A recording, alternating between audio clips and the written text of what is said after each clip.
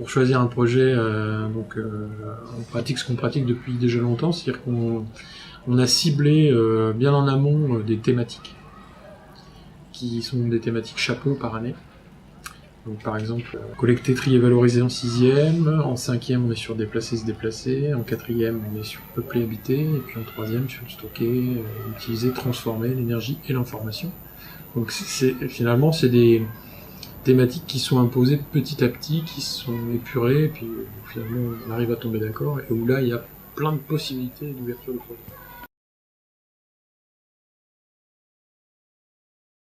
On s'est donné cet impératif de finalement quand même coller assez au programme. On partait d'accroches très très différentes, ça c'était le plaisir, mais derrière voilà, on avait quand même l'idée de... au niveau notionnel. Voilà, les notions elles sont dans le BO, voilà.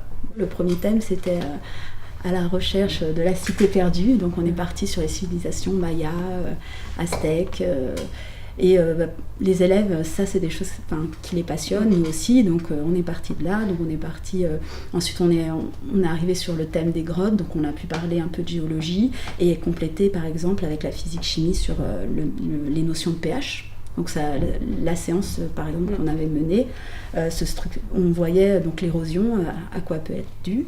Et puis on a pu, comme ça, avec les élèves, introduire la notion de pH. Et donc on avait une séance SVT physique-chimie qui, d'ordinaire, est traitée séparément avant de commencer l'UST. Et là, en fait, les deux matières s'entraidaient pour que les notions, puisqu'on en a abordé plusieurs, soient bien comprises des élèves et puis qu'ils mettent bien dans le contexte. L'habitat du futur là, qu'on a mis en place, on l'a mis en place pour deux raisons. Déjà pour essayer de voir concrètement quelles seraient les problématiques auxquelles on va se confronter dans la mise en œuvre des EPI. Donc dans le guidage élèves, etc.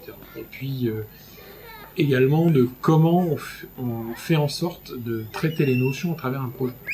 Parce que les notions des programmes, il faut quand même les traiter à travers un projet, on ne peut pas les laisser complètement libres. Il y a des moments où il faut qu'ils construisent des choses bien précises. Donc on l'a mis en place pour ça, ce projet.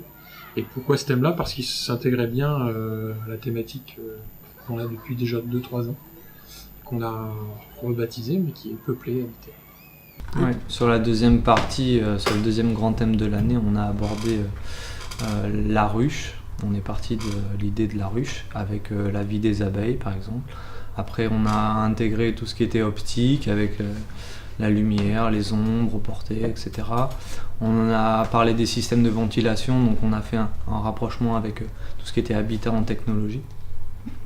Voilà ce qu'on a fait au niveau de la ruche par exemple. On part d'une séquence vidéo où on voit des abeilles qui sont en train de ventiler. Alors on demande aux élèves mais qu'est-ce qu'elles font en fait. On ne dit pas on ventile, est-ce que nous on fait la même chose? Et hop, c'était parti, on pouvait partir sur l'habitat par exemple. Oui, les structures en nid d'abeilles, il y avait plein, à chaque fois en fait, c'était plein de liens qui pouvaient se faire. Et les abeilles, ça accroche bien, ils aiment bien.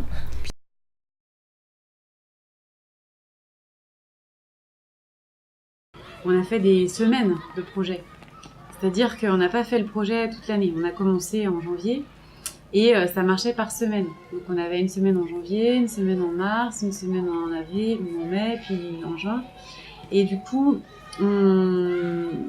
les élèves faisaient physique, techno, SVT dans la même semaine. Et sur ces temps-là, ils faisaient leur projet.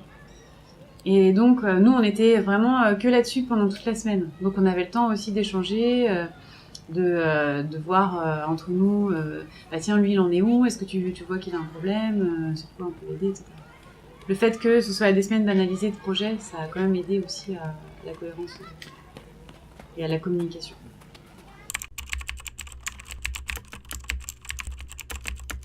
On a 2 heures tous les mardis, de 14h à 16h, où on se retrouve tous les 3-4 pour préparer les projets communs, le IST et puis le projet d'habitat du futur de 4e, on en faisait partie aussi.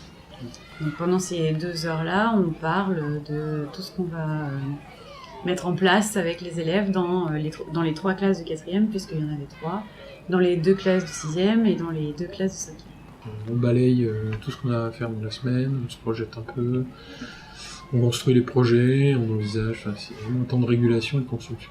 L'année dernière, on avait 1 heure de concertation dans la semaine. On partageait nos idées, on mettait en commun les notions qu'on souhaitait aborder, les compétences, les objectifs méthodologiques, et puis on se partageait le travail et on créait une fiche professeur qu'on mettait sur un espace de travail sur Internet.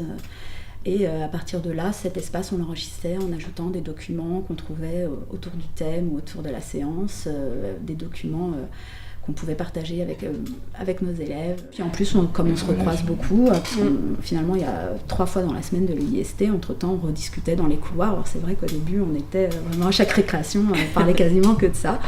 Ah, j'ai fait ça, j'ai trouvé ça. Puis au fur et à mesure, on a trouvé un bon équilibre. Et puis on a souvent des documents d'accompagnement. Par exemple, Pierre-Étienne en technologie, où par exemple pour moi c'était la matière où il fallait vraiment que je me remette à niveau.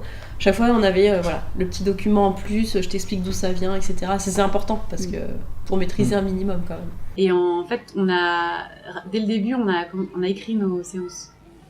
C'est-à-dire qu'on a fait des fiches avec les déroulés de séances.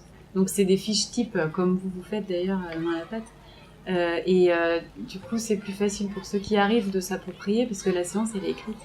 Il y a les ressources avec, et voilà. Donc nous, on est là après pour aider Mickaël ou Gauthier à s'approprier la séance, à donner un éclairage, mais c'est déjà assez facile de prendre en main la séance. On se partage vraiment les idées. Et ça arrive même régulièrement, du coup, vu qu'on a tous les labos qui communiquent, on passe dans les salles, on regarde ce que font les élèves, on échange au moment du cours.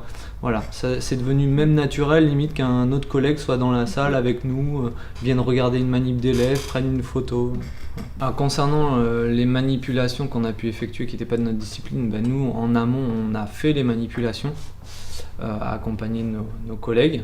Voilà, pour savoir ce qu'il faut faire, ce qu'il ne faut pas faire. Rien que le microscope, c'est pas quelque chose qu'on a l'habitude d'utiliser forcément. Enfin, moi en technologie, j'ai pas l'habitude, donc voilà, il a fallu que je prenne les bons réflexes au niveau des règles de sécurité, par exemple aussi pour les machines. Voilà, on a fait vraiment toutes les manipulations ensemble afin que tout le monde soit vraiment opérationnel.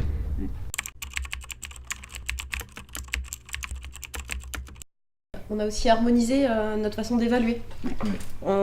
Et là, je pense aussi les élèves s'y retrouvent un peu plus, parce que maintenant, on a les mêmes demandes au niveau, justement, on évalue par compétence.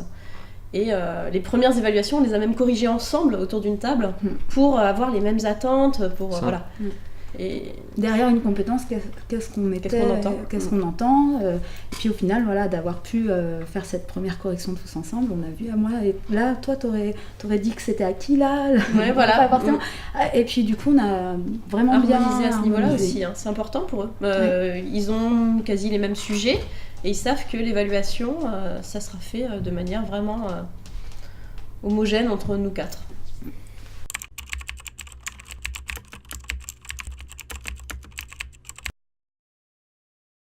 On pratique le travail de groupe, un gros travail sur l'autonomie, où on laisse les élèves faire beaucoup, partir sur les pistes depuis un petit nombre d'années, donc maintenant on n'a même plus besoin de se le dire, puisqu'on fonctionne tous à peu près de la même façon.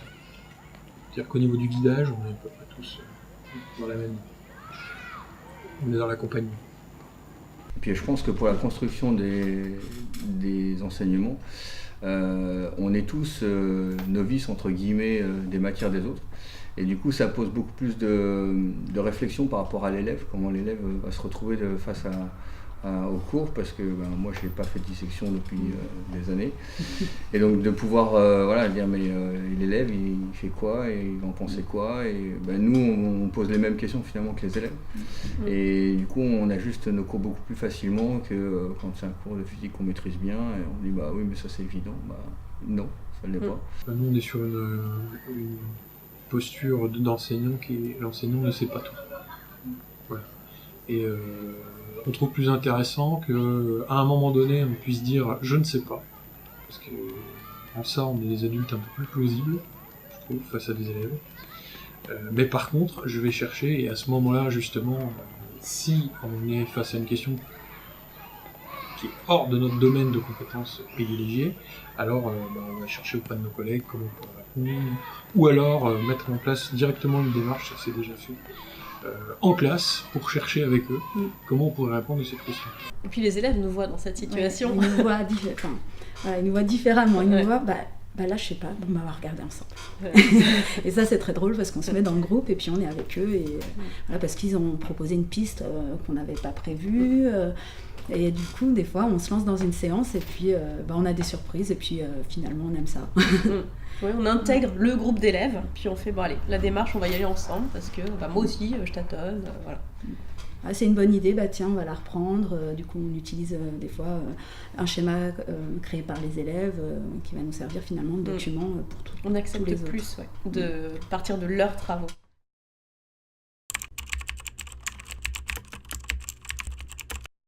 Avoir un regard croisé, c'est forcément bénéfique. Après, il faut être dans un certain état d'esprit, c'est-à-dire qu'il faut accepter le regard des autres, faut être dans une démarche où, ok, je vais me remettre en question, c'est une critique constructive, mais il faut être dans une démarche où j'accepte ça.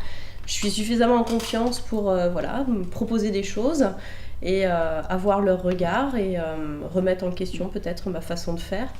Moi, je dirais que ça donne du sens, le fait que tout soit décloisonné comme ça. Ça donne du sens aux apprentissages. On sait pourquoi on apprend telle ou telle chose, parce que c'est dans une optique de projet et d'interdisciplinarité. On peut très bien... Moi, je construis des hôtels à insectes. J'ai utilisé des perceuses, des scies sauteuses, ce que je fais jamais chez moi. Et ça m'a vraiment, même moi, ça m'a apporté quelque chose en fait, parce qu'on s'oblige à faire des choses qu'on ferait pas en temps normal. Et mine de rien, en tant que prof, on n'a pas tous les jours l'occasion d'apprendre encore, de se confronter à des difficultés, puisqu'on est bien derrière nos petits cours, voilà. Là, on se confronte à des difficultés, on s'oblige à, comme les élèves, chercher, voilà.